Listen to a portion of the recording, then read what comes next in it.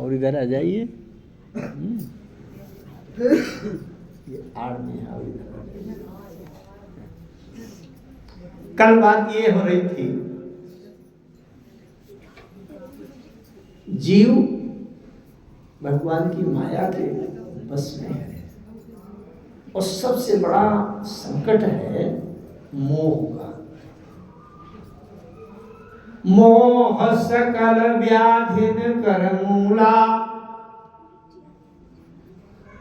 और मोह इतना जबरदस्त है। भगवान शंकर की प्रिया जो पत्नी है, साधारण संसार की स्त्री नहीं है, त्रिलोकीनाथ देवाधिदेव महादेव की जो अर्धांगिनी है, उस सती जी को भी मोह हो गया। गरुड़ जी जो हैं, जिनके ऊपर भगवान विष्णु श्री हरि नारायण बैठकर यात्रा किया करते हैं, और जब वो पंख हिलाते हैं, गरुड़ जी उड़ान भरते हैं, तो वेदों के मंत्र निकलते हैं, उनको भी मोह हो गया।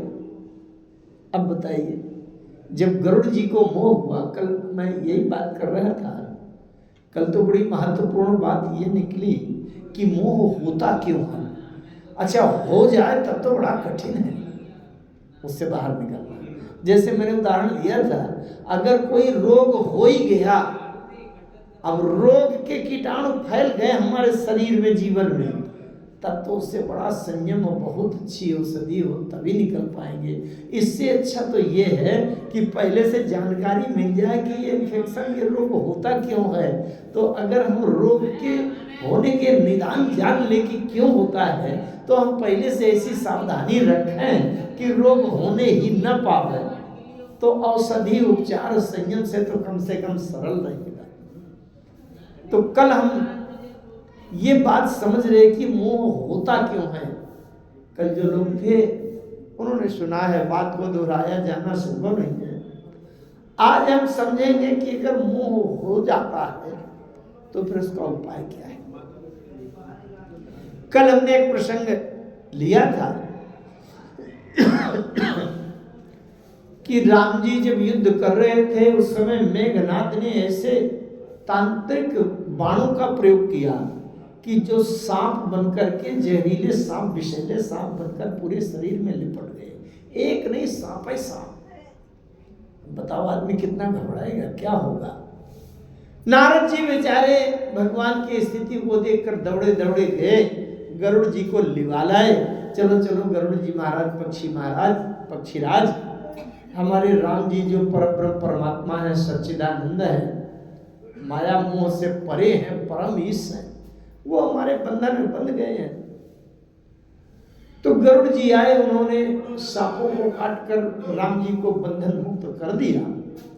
लेकिन गरुड़ जी के मन में एक तर्क आ गया कि रे, मैंने तो सुना है कि बहुबंधन ते छूटे ही नर जपी जाकर नाम।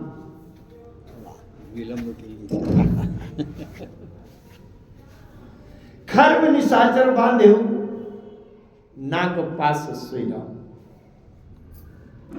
गरुड़ जी ने कहा, इनसे अच्छा तो मेरे ही नाम कोई ले तो मैं ही बंधन छुड़ा दूंगा, जब इनके स्वयं के बंधन में छुड़ा रहा हूं। जासु नाम जपी सुनहु भवानी, भव बंधन काटई नर ज्ञानी। कोई ज्ञानी भी हो ना, तो भी उनको इनके नाम का सहारा लेना पड़ता है, तभी बहुबंधन कटेंगे। तो गरुड़ जी ने कहा कि इसमें तो कोई प्रभाव मैंने देखे नहीं। वो बात हुई थी, व्याकुल गयो देव ऋषि पाही, कहे से जो संशय निज मन माही। व्याकुल होकर के जल्दी से नारद जी के पास पहुंचे। अच्छा, नारद जी के पास पहुंचे इसलिए कि गरुड़ जी ने सोचा कि नारद जी भोले भाले संत हैं बेचारे, ये सबको सच्चिदानंद भगवान मान लेते हैं। ऐसे सती जी ने भोलेनाथ को सोचा था, शंकर जी को, कि ये भी भोले भाले हैं, भोलेनाथ हैं, ये सबको सच्चिदानंद मान लेते हैं। तो गरुड़ जी सबसे पहले नारद जी के पास गए, क्योंकि नारद जी ने ही गरुड़ जी से कहा था कि हमारे व्यापक ब्रह्म बिरज बागीसा इन शब्दों के अर्थ वही होते हैं जो व्यापक है कण कण में, जो ब्रह्म है। विरज है माने संसार के माता पिता से जैसे बच्चों का जन्म होता है ऐसे रजवीर से इनका जन्म नहीं होता। वागीसा जो वाणीपति है, माया मोह पार परमीशा, माया से मोह से परे हैं और ईश से भी परे हैं। इस शब्द की कल व्याख्या मैंने की थी। परमीशा क्या है? 100 अवतार सुन्यो जग माही। मैंने सुना है कि संसार में वही परब्रह्म परमात्मा का अवतार हुआ है, लेकिन देखो सो प्रभाव कछु न। कल यही बात आई थी कि मोह क्यों होता है। जो महिमा भगवान की हम सुनते हैं और अपनी आंखों से देखने पर वो महत्व भगवान की सर्वज्ञता, सर्वज्ञता, सर्वशक्तिमत्ता, सर्वसामर्थ्य और सर्वसमर्थ भगवान नहीं दिखाई पड़ते, तो हम अपनी आंखों को प्रमाण मानकर उसको नकली और झूठा भगवान घोषित कर देते हैं कि असली नहीं, जबकि यही भूल है मोह होने का। तो गरुड़ जी दौड़े दौड़े गए नारद जी के पास। व्याकुल गयो देव ऋषि पाही, कहे सी जो संशय निज मन माही। सबसे पहली गलती यहां हो गई। हम ये कथा क्यों सुनते हैं? इसलिए कि हम इससे कुछ सीखें। बड़े बड़े उत्तम ज्ञानी विज्ञानी ऐसे पात्र थे और उनसे भी गलती होने के कारण वो भी मोह में पड़ गए, माया में पड़ गए। तो उनसे हम सीखें कि हमसे वो भूल ना हो। सबसे पहली गलती यहां हुई। क्या गलती हुई? गरुड़ जी गए, व्याकुल गए देव ऋषि पाही, कहे जो संशय निज मन माही। सीधे अपना संशय बता दिया। ये गलती है, ये भूल है। शास्त्र कहते हैं अगर आपको ब्रह्म ज्ञान करना है, ईश्वर के बारे में जानना है, परमात्मा के बारे में जानना है, तो सबसे पहले अपना प्रश्न न कहें, बल्कि क्या करें? गीता शास्त्र कहता है तद विद्धि प्रणिपातेन परिप्रश्नेन सेवया उपदेक्ष्यते ते ज्ञानम ज्ञानिनस् तत्त्वदर्शिनः। सबसे पहले तद विधि ही प्रणिपातेन, सबसे पहले प्रणिपात करो। प्रणिपात का मतलब अपना समर्पण कर दो, ये माथा उनके चरणों में रख दो। फिर परिप्रश्नेन सेवया, फिर उनकी कुछ सेवा करो, कुछ सम्मान करो। फिर विनम्रता पूर्वक हाथ जोड़कर जिज्ञासा भाव से अपने अंदर का संशय रखो, महाराज ये बात मुझे समझ में नहीं आ रही। तो उपदेक्ष्यन्ते ते ज्ञानम ज्ञानिनस् तत्त्वदर्शिनः। तत्वदर्शी ज्ञानी लोग फिर तत्व ज्ञान का उपदेश करेंगे, जिससे ब्रह्म ज्ञान होगा। सबसे पहले है कि उनके चरणों में सिर रख करके प्रणाम करें। अगर ये नहीं किया, तत्व ज्ञान का उपदेश आपको नहीं मिला। गरुड़ जी जब नारद जी के पास गए तो नारद जी को प्रणाम नहीं किया। सबसे पहली भूल ये हो गई। एक बात देखें आप मानस में, श्री भरत जी जब चित्रकूट की ओर जा रहे हैं। अच्छा, चित्रकूट क्यों जा रहे हैं भरत जी? राम जी से मिलने। मुझे राम जी मिल जाए। जबकि अयोध्या के राज्यसभा में भरत जी को राजा बनने के लिए सबने अपना अपना समर्थन दिया था, लेकिन भरत जी ने कहा मुझे संसार से मतलब नहीं है। 3 लोग 14 भुवन, पूरा संसार, पूरे धर्मशास्त्र सब कोई एक तरफ हो जाए, लेकिन इनकी बात मानने से अगर मैं राम से दूर जा रहा हूं तो इनकी बात मानने लायक नहीं है। मैं तो राम जी के निकट जाऊंगा। गोस्वामी जी तो बड़ा चिल्ला चिल्ला कर यह सूत्र कहते हैं, जाके प्रिय ना राम वैदेही, तजिए ताही कोटि बैरी सम, यद्यपि परम स्नेही। गोस्वामी जी कहते हैं चाहे जितना आपका स्नेही प्रेमी अपना निजी सगा हो, लेकिन उसको करोड़ों दुश्मन के समान उसको छोड़ देना चाहिए, त्याग देना चाहिए।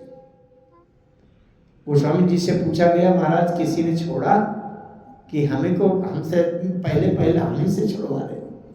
गोस्वामी जी ने उदाहरण दे दिए, बोले तजो पिता प्रहलाद विभीषण बंधु भरत महतारी। अच्छा, जितने भी धर्म शास्त्र हैं वो सभी कहते हैं कि पुत्र को पिता की आज्ञा माननी चाहिए, मानना भी चाहिए। रामचरितमानस भी कहता है, अनुचित उचित विचार तजी जे पालहि पितु बहन ते भाजन सुख सुजस के बसहि अमर पति ऐन। पिता की आज्ञा माननी चाहिए, लेकिन हमारे पुराणों में प्रहलाद जी ने पिता की आज्ञा नहीं मानी, लेकिन आज तक किसी ने निंदा किया प्रहलाद जी की? क्यों? पिता की आज्ञा कब तक माननी चाहिए? पिता हो चाहे गुरु हो चाहे धर्मशास्त्र हो, अगर उनकी आज्ञा हमको ईश्वर के परमात्मा के निकट पहुंचा रही है तब तक तो मानना चाहिए। लेकिन अगर पिता की गुरु की आज्ञा ही हमको ईश्वर से दूर रोक रही है, ईश्वर से मिलने में बाधा उत्पन्न हो रही है उनकी आज्ञा से, तो उनकी भी बात नहीं माननी चाहिए है। अरे गुरु की बात, अब आप देखो भागवत में कथा आती है, क्योंकि मैं तो भागवत कथा भी करता हूँ। भागवत में कथा आती है, भगवान बामन का अवतार लेकर के और बलि की यज्ञशाला में गए और बलि ने कहा, अरे ब्राह्मण, आप कोई ना कोई इच्छा कामना लेकर के आए होंगे, बताइए। बामन भगवान ने कहा, हाँ राजन, हम इच्छा लेकर तो आए हैं, तो हमारी इच्छा पूरी हो जाए। बलि ने पूछा, क्या इच्छा है? बामन भगवान छोटे से शरीर के कद के थे, उन्होंने कहा, मेरे पैरों से नाप कर, कदमों से नाप कर 3 पैर पृथ्वी नाप कर मुझे दे दो। अरे बलि ने कहा, ये तो मुझसे मांगने का भी अपमान कर रहे हो तुम। जानते हो बलि से कितना मांगना चाहिए? बलि से जो मांगने आया है उसको इतना मांग लेना चाहिए कि जीवन में दोबारा मांगने की नौबत ना आवे। अरे कोई जनपद मांगो, प्रदेश मांगो, क्षेत्र मांगो, राज्य मांगो, गौएं मांगो, ब्राह्मण का न्याय मांगो, इस तरह से मांगो। ये क्या 3 पैर प्रदेश? तुम जैसे छोटे हो ना शरीर से, वैसे तुम्हारी बुद्धि भी छोटी ही लगता है। बामन भगवान ने कहा, नहीं राजन, ब्राह्मण के लिए शास्त्रों में लिखा है कि अगर हम अभी पेट में भूखे हैं तो अभी के भोजन भर के लिए हमको कहीं से मिल जाए उतना लेना चाहिए, शाम के भोजन की व्यवस्था के लिए नहीं सोचना चाहिए। अगर अभी भोजन करने के बाद हम शाम की व्यवस्था सोचते हैं, उस ब्राह्मण में दोष लग गया, लोभ का दोष आ गया, दुर्गुण आ गया, वो ब्राह्मणत्व से गिर गया। मैं बामन ब्राह्मण हूँ, ब्रह्मचारी हूँ, इसलिए मुझे अपने बैठने भर के लिए जगह चाहिए। अच्छा, शुक्राचार्य जी ने पहचान लिया। शुक्राचार्य जी ने बलि से कहा, राजन, इनको 3 पैर पृथ्वी देने का वचन मत देना। बलि ने कहा, क्यों?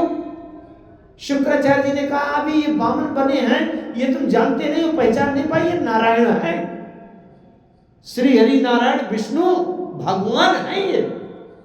अरे बलि ने कहा, अगर भगवान है तब तो और अच्छा है। आज तक संसार के जीवों को मैं देता रहा, अब आज अगर भगवान मेरे यहाँ मांगने आ गए हैं और इनको देने का अवसर आ गया, तब तो मैं चूक नहीं सकता। अरे शुक्राचार्य जी ने कहा, आपकी बुद्धि मारी गई क्या? ये भगवान है, सब छीन लेंगे, धोखा दे के अभी विराट बनेंगे, सब नाप लेंगे। बलि ने कहा कि गुरुजी, ये तो और अच्छा हुआ, अगर ये भगवान है, श्री हरि है, नारायण है, और ये मुझसे छीनने चाहते हैं, तो बताओ बिना मांगे छीन लेंगे तो क्या करूंगा? ये तो बड़ा अच्छा हुआ कि जो मांग कर छीनने आए हैं, तब तो मुझे चूकने नहीं चाहिए, दे ही देना चाहिए। शुक्राचार्य जी ने कहा, सुनो, अगर तुम मेरी बात नहीं मानते हो तो मैं तुमको छोड़ दूंगा, तुमको अपने शिष्य वाली लिस्ट से तुम्हारा नाम काट दूंगा। बलि ने विचार किया कि अगर मुझे नारायण मिल रहे हैं तो गुरु भी छूट रहा हो तो छूटे, तो बलि ने अपने गुरु की बात नहीं मानी। बलि गुरु तजो कंत ब्रिज बनितनी भय मुद मंगलकारी। भागवत में कथा आती है, भगवान श्री कृष्ण जब यमुना तट के पुलिन पर शाम को इस समय संध्याकालीन बांसुरी बजाते थे।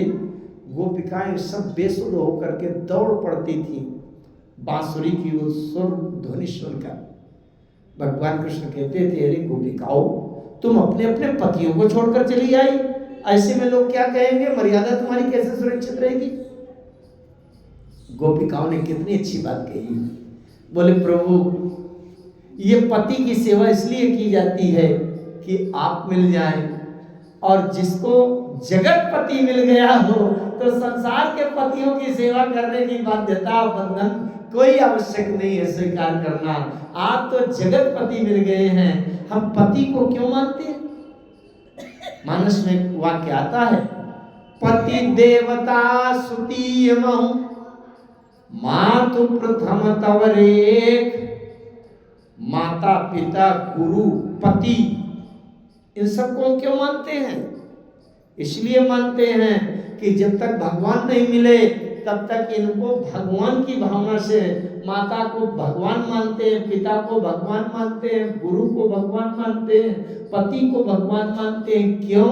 क्योंकि इनको भगवान मानने की दृष्टि से जब सेवा करेंगे तो सही सही का वो भगवान मिल जाएगा। और जिसको भगवान मिल गया हो उसको क्या आवश्यकता है। मैं बात कह रहा था, इधर बढ़ती जा रही है, तमाम विचार आते जा रहे हैं, इसलिए इधर उधर पढ़ूंगा तो छूट जाएगा जहां से मैंने लिया था। मैं बात कर रहा हूं कि भरत जी चित्रकूट जा रहे हैं, सबकी बात को अमान्य कर दिया। क्यों?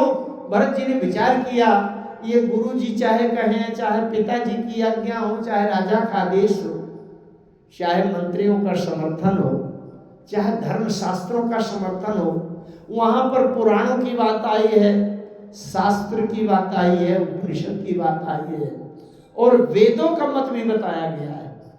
वेद विदित सम्मत सबही का, जेहि पितु देहि सुपावती का। गुरु जी ने कहा मेरी आज्ञा है, अरे करहु राज परिहरहु गलानी, मानहु मोर वचन हित जानी।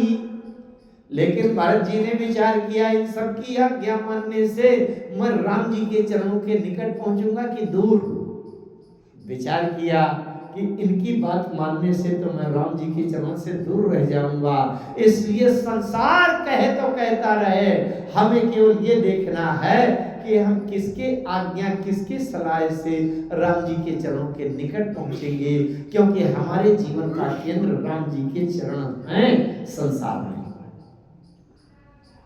अच्छा, तो भरत जी चित्रकूट क्यों जा रहे थे? राम जी से मिलने ना। अगर भरत जी किसी से पूछेंगे तो राम के बारे में पूछेंगे। अब किससे किससे पूछते हैं? मानस में कितनी अच्छी बात आई है, बोले मिलहि किरात कोल बनवासी। किरात कोल भेल मिलते हैं, निषाद गोह मिलते हैं, निम्न जाति के मिलते हैं। मिलहि किरात कोल बनवासी, अभय खान सबटु ग्रही उदासी।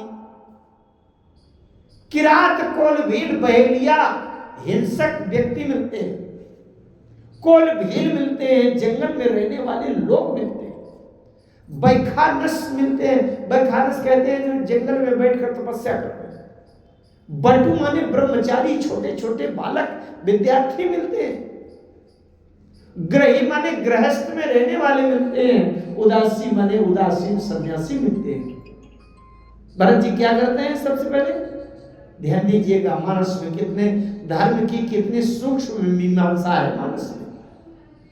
बोले जैसे सब मिलते हैं, भरत जी क्या करते हैं? मिला ही की रात कोल बनवासी, उभय खानस बटु ग्रही उदासी।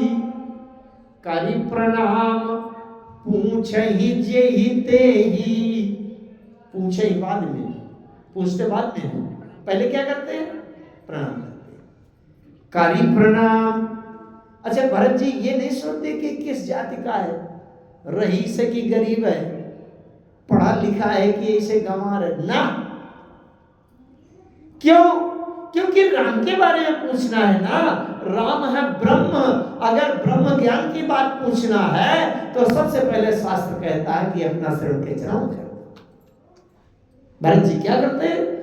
कार्य प्रणाम पूछ ही जेहि तेहि, अके ही बन लखन राम वै देहि। राम जी कहाँ रहते हैं, सीता जी कहाँ रहती हैं, राम लक्ष्मण सीता कहाँ रहते हैं, ये पूछना है। इसका मतलब ब्रह्म की जानकारी चाहते हैं ना, ब्रह्म ज्ञान चाहते हैं, परमात्मा कैसे मिलेगा, कहाँ मिलेगा, कहाँ रहता है, उसके बारे में पूछना। तो जब ब्रह्म विषय ज्ञान पूछना हो, कोई प्रश्न पूछना हो, अच्छा एक बात और बता दूं, जैसे मैं कथा कहता हूं, तमाम लोगों की भावनाएं होती हैं मेरे प्रति कि प्रणाम करें हम पंडित जी को, गुरु जी को। क्यों करते हैं आप लोग? ये बड़ी बड़ी सभाओं में तमाम सैकड़ों लोग हमारे चरण छूते हैं, प्रणाम करते हैं, सिर रखते हैं। क्यों रखते हैं? क्या किसी ने पूछा कि आप कितने रईस हैं, किस कुल के हैं, कितने बड़े हैं, कितना विद्वान हैं, कितनी शिक्षा, क्या कोई पूछते हैं क्या? नहीं। बहुत ध्यान से समझिए बात क्या है। यहां प्रणाम का आधार उम्र नहीं है, रिश्ता संबंध नहीं है कि ये मेरे छोटे लगते हैं कि बड़े लगते हैं। यहां प्रणाम का आधार सांसारिक कोई दृष्टिकोण नहीं है। यहां प्रणाम का आधार केवल एक बात है कि जो राम के चरणों के निकट है वो प्रणाम में है, और जो राम के चरणों से दूर है वो प्रणाम करता है। चूंकि राम जी के बारे में यहां बात बताई जा रही है, इसलिए तमाम लोगों की भावना में ये होता है कि लगता है ये पंडित जी, गुरु जी, कथावाचक ये राम जी के निकट हैं, राम के बारे में बहुत कुछ जानते हैं, इसलिए प्रणाम में उनको प्रणाम किया जाता है। आप लोग मानस में एक चौपाई पढ़ते हैं, अगर ध्यान दिया हो, उसमें कुछ लोग प्रश्न भी किया करते हैं। हनुमान जी जब लंका गए थे अशोक वाटिका, और वहां सबको लंका में जो करना था कर आए, सीता जी के पास से जब चलने लगे तो सीता जी से कहा, माता जी माँ तो मोहि दीजे कछु चिन्हा, जैसे रघुनायक मोहि दीन्हा। सीता जी ने वो दिया अपने चूड़ामणि, और फिर चलते समय सीता जी ने एक बात कही हनुमान जी से, अनुज समेत गयहु प्रभु चरना, दीन बंधु प्रणतारति हरना।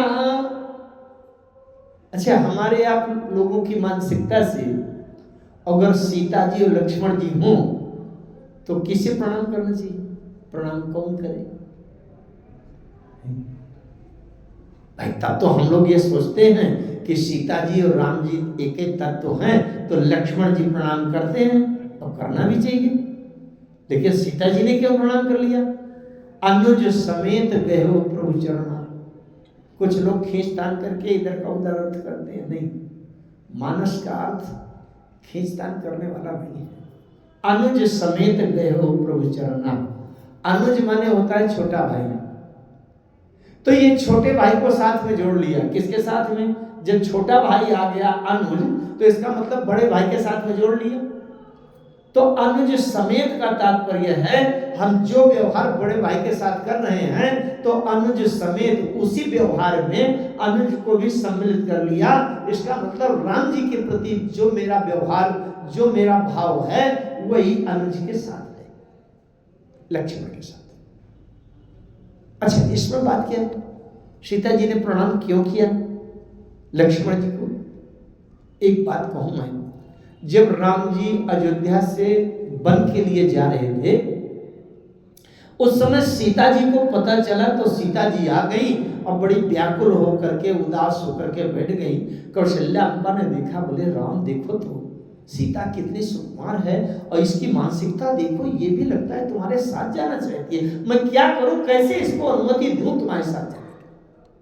राम जी ने बहुत समझाया सीता जी को, अरे राजकुमारी तुमने अभी जंगल को देखा नहीं है, वहाँ बड़ी असुविधाएं हैं, भोजन पानी को नहीं मिलेगा, वहाँ ओढ़ने बिछाने को नहीं मिलेगा, वहाँ बड़े खतरा है, तमाम भालू भेड़िया सिंह और सांप बिच्छू ये सब हैं। निष्ठर निकर नारी नर चोरा डर पही धीर गहन सुनियाए मृग लोचन तुम धीरे सुनाए। बड़ा लंबा दृश्य उपस्थित किया और ये कहा सीते कैसे चलोगे बिना जूता चप्पल के, वहां इतने कांटे हैं, कंकड़ हैं, नदी है, नाला है, तमाम कष्ट है, कैसे चलोगे, बड़ा दुख है। सीता जी ने एक बात कह दी है, प्रभु बन दुख नाथ कहे बहु तेरे भय विषाद परिताप बनेरे। आपने बहुत दुख बताए, लेकिन एक बात ये बताओ प्रभु, छिन छिन प्रभु पद कमल बिलोकी और रही हूं मुदित दिवस जिनको की। सीता जी ने कहा प्रभु जब छिन छिन प्रभु पद कमल बिलोकी, एक एक क्षण एक एक दृष्टि एक टकी लगाकर जब मैं केवल आपके चरण देखूंगी तो जैसे चकवा चकवी दिन में प्रसन्न रहते हैं, इसी तरह मैं भी प्रसन्न रहूंगी। संसार का दुख का मुझे होश कहां आएगा, मन ही नहीं कभी जाएगा कि संसार में क्या दुख है, मुझे तो केवल आपके चरण दिखाई पड़ेंगे और कुछ दिखाई नहीं पड़ेगा। राम जी ने कहा ये तो बहुत कठिन एकाग्रता की समाधि की साधना है, अगर इतनी साधना बन जाए चलो। अच्छा एक बात मैं कहूं, संसार में अगर हम ये कर लें कि प्रति श्वास में केवल राम की याद करेंगे, संसार का कुछ यादें नहीं करेंगे, चाहे कोई मर जाए, चाहे लुट जाए, चाहे दुनिया उलट जाए, चाहे सारा हमारा परिवार और संपत्ति नष्ट हो जाए, हम केवल राम की याद करेंगे तो दुख तो नहीं आएगा। ठीक बात है ना, लेकिन क्या इतना सरल है, संभव है? हनुमान जी ने कहा था कहे हनुमंत विपत्ति प्रभु सोई और जब तब सुमिरन भजन न हुए। तो सीता जी ने लेकिन कह दिया, राम जी ने मान भी लिया कि चलो अब ये साधारण कोई है नहीं, सीता जी हैं, इसलिए हो सकता है भाई ये साधना हो जाए। अच्छा लक्ष्मण जी के, तो लक्ष्मण जी क्या करते थे, छिन छिन लखि सिया राम पद जानिया परने करत न सपन हो लखन चित बंधु मातु पितु गेह। जब वहां रहने लगे वन में तो लक्ष्मण जी छिन छिन लखि सिया राम पद, राम जी के चरणों में, सीता जी के चरणों में एक टकी लगाकर देख रहे थे। करत न सपन हो लखन चित, स्वप्न में भी कहीं लक्ष्मण जी को घर की याद नहीं आती थी। बंधु मातु पितु गे, न भाई की याद आवे न माता की याद आवे, और गेह का मतलब न उर्मिला जी की याद आवे। तो दो व्यक्ति एक ही साधना में लग गए। अगर मैं और सरलता का उदाहरण दूं तो जैसे दो विद्यार्थियों को एक ही विषय का पेपर दिया जाए परीक्षा के लिए, फिजिक्स का पेपर दिया गया, परीक्षा ली जा रही है, मैथ का की परीक्षा ली जा रही है, और उसी पेपर में एक विद्यार्थी के 99 नंबर आ जाए, दूसरे के 98 आओ, तो 98 वाला तो नीचे हो गया कि नहीं, 99 वाला ये 100 वाला, मैथ में तो 100 के 100 भी आते हैं ना, तो 100 वाला सबसे ऊपर हो गया कि नहीं। अब जिसका 1 नंबर गलत हो गया वो 99 वाला नीचे हो गया। तो एक ही परीक्षा में जिसको 100 के 100 मिले होंगे वो प्रथम श्रेष्ठ होगा, और जिसको 1 नंबर भी कम मिले हैं वो दूसरी स्थिति में आ गया। तो भाई ये दोनों परीक्षार्थी थे, लक्ष्मण जी और सीता जी। सीता जी कह रही थी छिन छिन प्रभु पद कमल बिलोकी, छिन छिन क्षण प्रति क्षण आपके चरण कमलों का दर्शन करूंगी। और इसी विषय के लक्ष्मण जी छिन छिन लखि सिया राम पद जानिया परने, लक्ष्मण जी भी छिन छिन लखि सिया राम पद, सीताराम जी के चरण देख रहे थे अच्छे अच्छे। अच्छा, तो अगर क्षण प्रति क्षण लगातार राम जी के चरणों में सीता जी की दृष्टि सही एकदम संयमित रहती, अडिग रहती, तो सोने का मृग कहां से दिखाई पड़ जाता? बात समझ रहे? अगर सोने का मृग दिखाई पड़ा तो इसका मतलब सीता जी की दृष्टि राम जी के चरणों से हटी और संसार की माया, चमक दमक, संपत्ति की ओर दृष्टि गई। और जैसे राम जी के चरणों से दृष्टि हटी और माया के मृग में, सोने के मृग में दृष्टि गई, तो एक नंबर से सीता जी चुप गई और तुरंत लंका पहुंच गई। अगर सोने के मृग में दृष्टि है तो सोने की नगरी में पहुंच गई लंका। समझ रहे? लेकिन लक्ष्मण जी की साधना नहीं डगमगाई, इसलिए लक्ष्मण जी राम जी के चरणों के निकट रह गए। मित्रों, संसार में तो हमारे प्रणाम करने का आधार तो रिश्ता संबंध हो सकता है। कोई चाचा लगता है तो उसको हम प्रणाम करेंगे, हमसे बड़ा भाई है तो प्रणाम करेंगे। लेकिन राम जी के परिकर में ध्यान से समझिएगा, राम जी के परिकर में संसार का कोई रिश्ता का आधार नहीं है प्रणाम करने का। राम जी के परिकर में जो राम जी के चरणों के निकट है वो प्रणम्य है। भले ही उससे बड़ा हो, लेकिन राम जी के चरणों से दूर हो गया है, वो उसको प्रणाम करेगा जो राम जी के चरणों के निकट है। श्री भरत जी ने भी लक्ष्मण जी के चरणों के प्रति अपना समर्पण भाव दिखाया। मानस को अगर पढ़ते हैं, ध्यान से पढ़ें, अयोध्या कांड में जब श्री भरत जी को दुख हुआ, उस समय कह रहे हैं शोक समाज राज के ही लेखे। ये राज किस काम का मेरे? शोक से, दुख से भरा हुआ है, आंसुओं से डूबा हुआ है, यहां केवल विषाद के अलावा और कुछ नहीं। मेरे जीवन का आधार, मेरे जीवन की प्रसन्नता का आधार तो चरण दर्शन है। किसी ने पूछा कि किसके चरण देखोगे? भरत जी ने कहा अगर चरण देखने की बात है तो सबसे पहले मैं लक्ष्मण के चरण देखूंगा। बात मनगढ़ंत नहीं है, मानस की चौपाई देखें आप। शोक समाज राज के ही लेखे, लखन राम सिय बिनु पद देखे। पद देखे, अगर चरण देखने की बात आई तो सबसे पहला नाम लखन का आया। क्यों? लक्ष्मण जी कह रहे हैं जो राम जी के चरणों के निकट हो, उससे बड़ा भाग्यशाली तो संसार में कोई है। लालन जोग लखन लखुलोने, भेन भाई अस आहा ही न होने।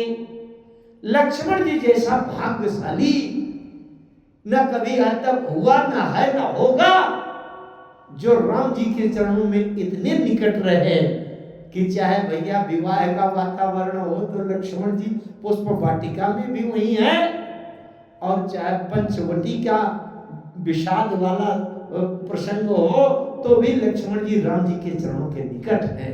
ऐसा भाग्यशाली जो राम जी के चरणों के हमेशा निकट रहे, ऐसा कोई ना हुआ है, ना होगा।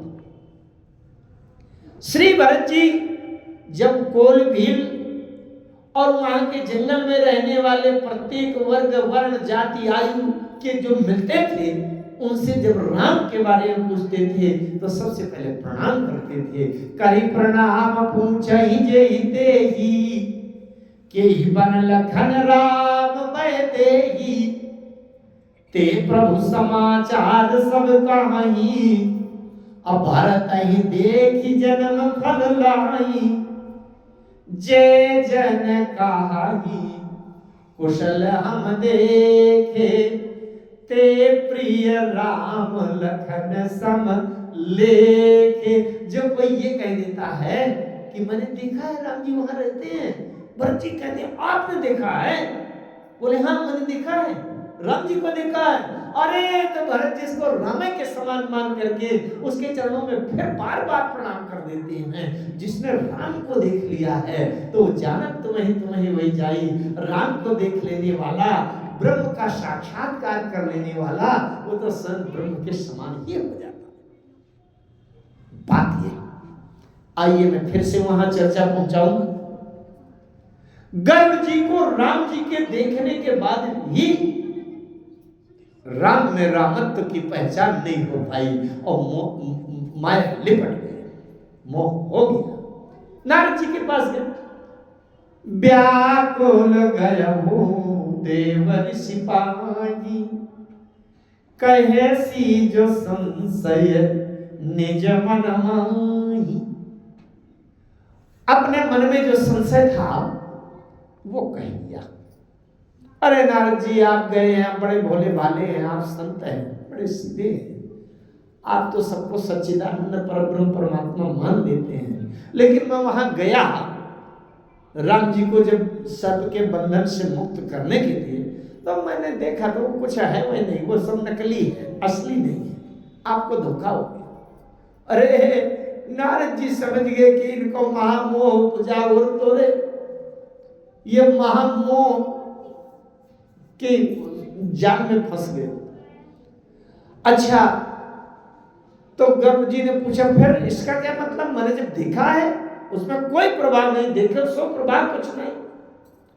नारद जी ने कहा ऐसा करो, जब भगवान के बारे में कुछ कहना है तो एक मुंह से पूरी बात कहना बड़ा कठिन है, इसलिए आप 4 मुंह के पास चले जाओ।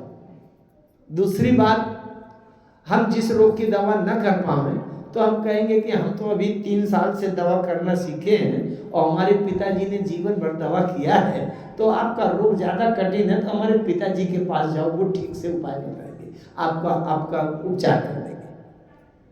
नारद जी ने भी कह दिया गरुड़ जी से, ऐसा है पक्षीराज, चतुरानन पहि जाऊ खगेशा, सोई करे जेहि होय निदेशा। चतुरानन, 4 मुंह वाले के पास चले जाओ आप, ब्रह्मा जी के पास। अच्छा, ब्रह्मा जी नारद जी के पिता हैं, ब्रह्मा जी के पुत्र हैं नारद जी। तो नारद जी ने कहा कि आप हमारे पिताजी के पास चले जाओ। एक तो पिताजी के पास चले जाओ, और दूसरी बात ये कि मैं एक मुंह से कितनी बातें बताऊंगा, तो इसलिए आप तो 4 मुंह वाले के पास चले जाओ। तब खगपति बिरंचि पहि गयो, और निज संदेह सुनावत भयो। अब देखिए ब्रह्मा जी के पास भी पहुंचे तो वही भूल यहां भी हो गई, चूक हो गई, प्रणाम नहीं किया, निसंदेह सुनावत हुए, अपना संशय सुना दिया, संशय सुना दिया। और ब्रह्मा जी समझ गए कि ये जय बहुबार नचावा मोही, स्वयं व्यापी व्यंगपति तो ही। ब्रह्मा जी कहते हैं, अरे गरुड़, जब मैं इतना बड़ा सृष्टि का रचयिता विधाता, जब वो माया मुझे नहीं छोड़ती, मुझे नचा देती है, तो अग जग में सब मम ऊपर आजा, और नहीं आचर जमोह खग राजा। ये संसार का जो सृष्टि का जो अग जग है, अच्छा अग जग जानते हैं क्या है? अग जग, अग जग जीवना अग नर देवा, अग जग में सब रहित विरागी। ये अग जग क्या है किसी को पता? नहीं पता। अच्छा, जग शब्द का अर्थ होता है ज माने जन्म, ग माने गमन, जहां जन्म लेकर पहुंचा जाए वो है जग, और जहां जन्म लेने वाले शरीर से न पहुंच पावे अग, अमने नहीं गमने गमन पहुंचना। जिन लोगों में ये जन्म लेने वाला शरीर के साथ न पहुंच पावे वो है अग, और जहां जन्म लेकर जहां पहुंच जाए वो है जग। इस संसार में जन्म लेकर पहुंच जाते हैं, ठीक है, लेकिन अगर देवलोक जाना चाहे, स्वर्ग लोक जाना चाहे, गंधर्व लोक, किन्नर लोक, पितृलोक, इस शरीर से नहीं पहुंच पाएंगे। समझ रहे? तो इसका तात्पर्य ये है, कथा तो सब लोग जानते हैं, लेकिन मानस के शब्दों का अर्थ ये जानना बहुत आवश्यक है। अग जग जीवन आग नर देवा, अग जग मैं सब रहित विरागी, अग जग मैं सब मम उपराजा, और नहीं आचरज मोह खगराजा। ब्रह्मा जी कहते हैं ये जगत को मैंने बनाया, और जगत के अलावा अन्य जितने भी लोग हैं उनको मैंने बनाया, वहां के रहने वालों को मैंने बनाया, चाहे स्वर्ग लोक में देवता रहते हो, चाहे गंधर्व लोक हो, किन्नर लोक हो, नाग लोक हो, पितृलोक हो, सबको मैंने बनाया है। और जब सबको बनाने वाला मैं भी उस मोह से नहीं बचता, मैं भी नाच जाता हूं। तो अब ये मेरे बनाए हुए अगर पक्षीराज गरुड़ है, ये भी तो पक्षियों के राजा हैं, मैंने बनाया है, तो अगर इनको मोह हो जाए, माया में ये नाच जाए तो कोई बड़ी बात नहीं। ब्रह्मा जी कह रहे हैं अमित बार जे मोई न चावा, हरि माया कर अमित प्रभावा, अब विपुल बार जे मोही न चावा। मैं भी नाच गया। तो ब्रह्मा जी कहते हैं गरुड़ जी से, ऐसा करो गरुड़ जी, ऐसा करो पक्षीराज, बैनते शंकर पही जाऊ। बैनते गरुड़ जी का नाम है, चूंकि बिनता के पुत्र हैं, बिनता के पुत्र हैं, इसलिए बैनते नाम है। शंकर के पास चले जाओ। क्यों? जब मेरे पुत्र नारद ने मुंह की संख्या का महत्व किया कि उनके एक मुंह था, 4 मुंह वाले के पास भेजा, तो ब्रह्मा जी कहते हैं 4 मुंह से अंत थोड़ी हो गया, अभी 5 मुंह वाले भी बैठे। कौन? शंकर जी के 5 मुंह है, विकट वेश मुख पंच पुरारी। तो बोले 5 मुंह वाले के पास चलो। अच्छा, नारद जी ने बहुत स्पष्ट बता दिया था, चतुरानन पहि जाहु खगेसा, असोई कने हुजे ही होय निदेशा। इसका मतलब नारद जी ने बता दिया कि ब्रह्मा जी भी आपके संशय को दूर नहीं कर पाएंगे, लेकिन वो सही निर्देश देंगे, सही सजेशन सलाह देंगे, तुम कहां जाओ। भाई हमको ऐसा रोग हो गया कि वो फला डॉक्टर हमारे मोहल्ले वाला ठीक तो नहीं कर पाएगा, लेकिन वो सही जगह बता देगा कि तुम किस डॉक्टर के पास, किस हॉस्पिटल में कहाँ चले जाओ, कहाँ इसका डॉक्टर है, स्पेशलिस्ट है, वो बता देगा। तो नारद जी ने कहा मेरे पिताजी से जाकर के मिल लो, 4 मुंह हैं उनके और मेरे पिताजी हैं, तो तुमको सही सलाह देंगे। तो वही करना जो सलाह देंगे। ब्रह्मा जी ने कहा बैठते शंकर पे जाओ। थोड़ी सी अगर आध्यात्मिक बातें समझ लें हम, क्योंकि मेरा तो स्वभाव है, अच्छा आप लोगों के बीच में बहुत दिनों से आता हूं तो आप समझते भी हैं। नारद जी क्या है? नारद जी मुनि हैं। मुनि जो होता है मननशील होता है, मन को भगवान में लगाने का अभ्यास करता रहता है, मन को। तो पहले गरुड़ जी मुनि के पास आए, मन जो अपने मन को भगवान में लगाने का प्रयास अभ्यास करता रहता है। मुनि माने मननशील, मन वाले के पास आए, लेकिन मन वाले ने जो मुनि मन की साधना करते हैं, उन नारद जी ने बुद्धि वाले के पास भेज दिया। ब्रह्मा जी क्या है? बुद्धि के देवता। अहंकार शिव बुद्धि अज मन शशि चित्त महान। बुद्धि के देवता हैं, इसीलिए तो सरस्वती के पति हैं। बुद्धि की देवी सरस्वती और स्वामी उनके पति हैं ब्रह्मा जी। तो भाई जब मन से संतुष्टि ना हो पावे तो मन सस्तु परा बुद्धि, बुद्धि हो परतस्तु सा। मन से ऊपर, मन के ऊपर नियंत्रण करने वाली बुद्धि होती है। नारद जी मन को वश में करने के अभ्यास हैं, मुनि हैं, तो उन्होंने अपने पिता बुद्धि वाले के पास भेज दिया, जो बुद्धि का देवता है। जाओ बुद्धि से समझा देंगे, क्योंकि तुम बुद्धिमान ज्ञानी हो ना। गरुड़ जी ज्ञानी है। गरुड़ महाज्ञानी गुण राशि। और जब बुद्धि का देवता ब्रह्मा जी भी न समझा पावे, जो बात हमारी बुद्धि की सीमा से भी बाहर हो जाए, तो उन्होंने शंकर जी के पास भेज दिया। शंकर जी विश्वास के देवता। भवानी शंकरो वंदे श्रद्धा विश्वास रूपिणो। अच्छा, मैं एक छोटा सा उदाहरण दूं आपको, बहुत हल्का उदाहरण, समझ में आ जाएगा। जैसे आप 100 रुपया का किसी से फुटकर मांगे, 10-10 के नोट मांगे, और उन्होंने ऐसे ढूंढ करके यूं दिया, तो चूंकि 100 रुपए के फुटकर 10-10 के नोट मांगे हैं, तो जब 10 के नोट मिलेंगे तो 1 2 3 4 5 6 7 10 तुरंत गिनेंगे, क्योंकि ये हमारी बुद्धि की सीमा तक है। और मान लीजिए किसी से 12 करोड़ रुपए का सौदा हो गया, ये पूरा एरिया खरीद लिया, और उसने पूरी अटैची भरकर दे दिया और कह दिया इस अटैची में 3 करोड़ रुपया है और बाकी 9 करोड़ अभी दूंगा बाद में, हैं? तो 3 करोड़ अगर रुपया और 7 करोड़ रुपया दे दिया उन्होंने, तो क्या वहां अटैची खोलकर गिनेंगे? 1 2 3 4 5 गिनेंगे क्या?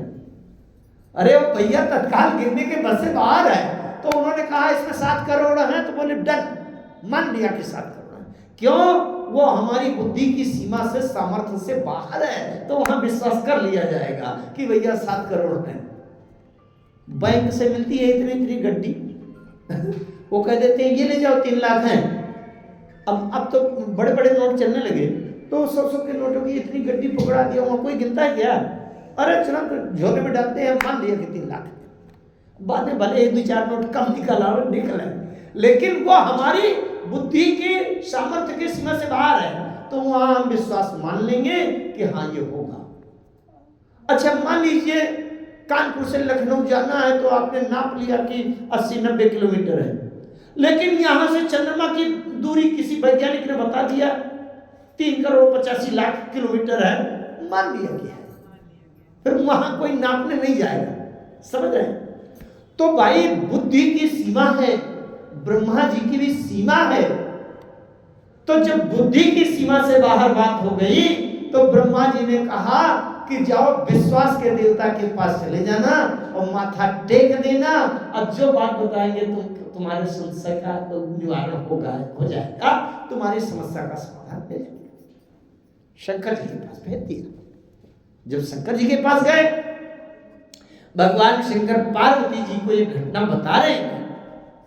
पार्वती जी ने पूछा भोलेनाथ से, देवादिदेव हे महादेव, ये बताइए जब वो आए आपके पास गरुड़ जी, तो क्या आपसे भी सीधे इसे संशय सुना दिया क्या अपना प्रश्न? शंकर जी ने कहा नहीं, जो भूल 2 जगह हुई थी उस भूल में सुधार कर लिया। क्या? बोले ते ही मम पद सादर सिरनावा,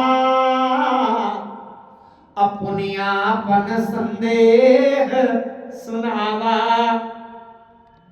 गरुड़ जी ने आकर के मेरे चरणों में बड़े आदर के साथ मेरे चरणों में प्रणाम किया, फिर अपना संशय सुनाया। यद्यपि गरुड़ जी को देखना चाहिए, गरुड़ जी के लिए तो नारद जी भी प्रणम्य है। आप लोगों के स्मरण हो या ना हो, नारद जी भगवान के अवतार हैं, स्वयं भगवान है।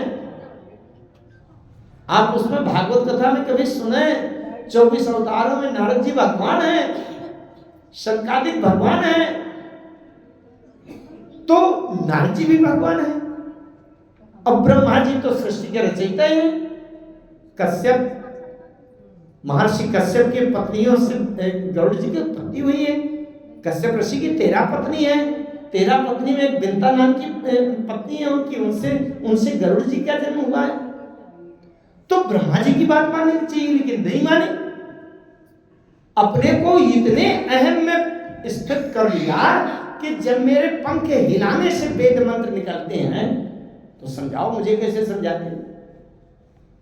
ब्रह्मा जी ने आगे बढ़ा दिया, शंकर जी के चरणों में जैसे प्रणाम किया, अब अपना प्रश्न रखा तो शंकर जी ने एक बात कही, मिले वो गरुड़ मार्ग मोही, कवन भांति समझाऊं तो ही। अच्छा, जैसे कोई आदमी जा रहा है बाइक में, वो बैठा किक लगाया और किसी ने कहा, अरे पंडित जी एक बात बताई जाएगी। क्या? बोले रावण के भाई का क्या नाम था? तब तो हम बाइक में चलते चलते भी चिल्ला के कह देंगे कुंभकर्ण नाम था, ये विभीषण नाम था। भाई दो शब्द का प्रश्न हो और दो अक्षर बताना हो तो कहीं से भी तुरंत कह देंगे। लेकिन जिसने यही कह दिया कि वो भगवान नहीं है, तो बताइए उसका उत्तर दो शब्द में मिलेगा? शंकर जी कहते हैं, नारद वो गरुड़ मिले, वो गरुड़ मार्ग मोही, कौन भांति। आपने तुमको कैसे समझाऊं? इसलिए ऐसा करो कि एक नील फैल है, वहां एक कौवा रहता है, अब वो हमेशा राम कथा कहता है, वहां चले जाओ, तुम्हारे सारे प्रश्नों का उत्तर मिल जाएगा। कौवा रहता है। अच्छा, तो जब कौवा के पास भेज दिया तो पार्वती जी ने भगवान शंकर से पूछा, भोलेनाथ ये बताइए, क्या आप गरुड़ जी के प्रश्न का उत्तर नहीं दे सकते थे क्या? आपने कौवा के पास क्यों भेज दिया? नील फैल क्यों भेज दिया? भगवान शंकर ने बड़ी मार्मिक बात कही। बोले उमा, मैं समझा तो सकता था, लेकिन एक दूसरा रोग पैदा हो जाता। क्या? अगर मैं समझाता गरुड़ जी को और मेरे समझाने पर गरुड़ जी का संशय दूर होता, तो गरुड़ जी जीवन भर एक दूसरा अहंकार यह हो जाता कि गरुड़ जी कहते कि अगर मैंने प्रश्न किया है तो फिर शंकर से नीचे कोई समझा नहीं पाया।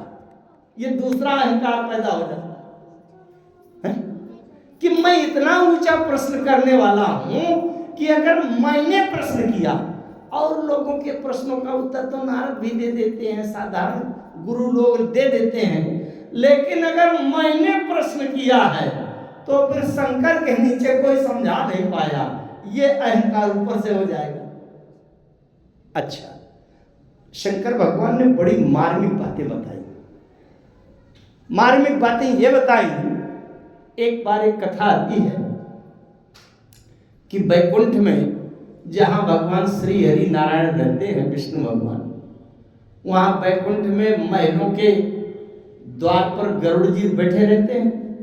अच्छा, गरुड़ जी सवारी है, वाहन है, पता नहीं भगवान को कब कहां जाने का वो हो, तो वहीं पर उपस्थित रहते। तो गरुड़ जी वहां विराजमान थे। एक कौवा कहीं से उड़ते उड़ते वैकुंठ में पहुंच गया। अब जब वैकुंठ में पहुंचा तो कौवा ने सोचा कि मैं महलों के भीतर भी घुस जाऊं, एक बार सरकार का श्री हरि नारायण का दर्शन हो जाए तो मेरा जीवन भी धन्य हो जाए। तो जैसे वो दरवाजे से ऐसे कौवा उड़ करके घुसने लगे, गरुड़ जी ने कहा, अरे वहां कहां घुस रहे, बाहर निकलो, कौवा कौवा तुम कहां जा रहे? कौवा ने कहा, महाराज आप भी पक्षियों के प्रजाति के हैं, ये बात ठीक है कि पक्षियों के राजा हैं, तो मैं भी पक्षी हूँ, जरा सरकार का दर्शन कर आऊं। गरुड़ जी ने कहा, अच्छा मैं बैठा हूं तो क्या सभी पक्षी घुसते रहेंगे क्या वहां? कौवा कौवा ये सब घुसेंगे क्या? वहां भी गंदगी करोगे, बाहर निकलो, वहां अनुमति नहीं है। अरे कौवा ने कहा, ये तो चूक हो रही है, क्या बताऊं, किसी भी तरह से अगर घुस जाऊं। तो कौवा ने देखा कि गरुड़ जी की दृष्टि थोड़ा सा टेढ़ी हो गई, तो अब मैं झटके से घुस जाऊं, बाद में जो होना होगा सो होगा। तो घुसने के लिए जैसे फिर से एक बार उछाल मारी। गरुड़ जी ने कहा, अरे एक बार मना किया, तुम सुनते नहीं, जानते नहीं, दोबारा घुस रहे हो।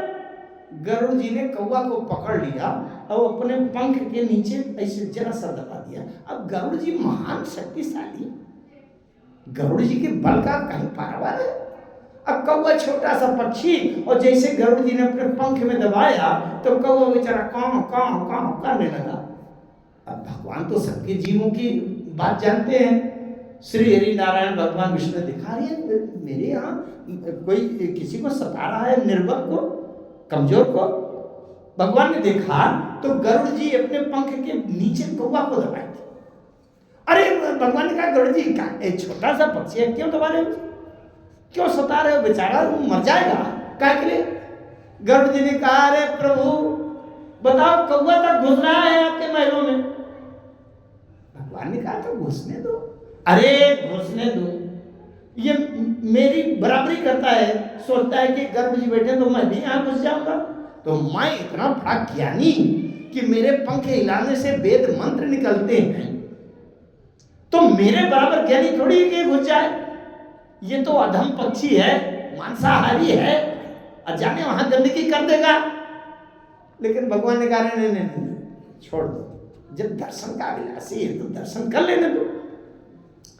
भगवान विष्णु ये समझ गए कि गरुड़ जी को अपने ज्ञानी होने का अहंकार हो गया कि मेरे पंख हिलाने से वेद मंत्र निकलते हैं।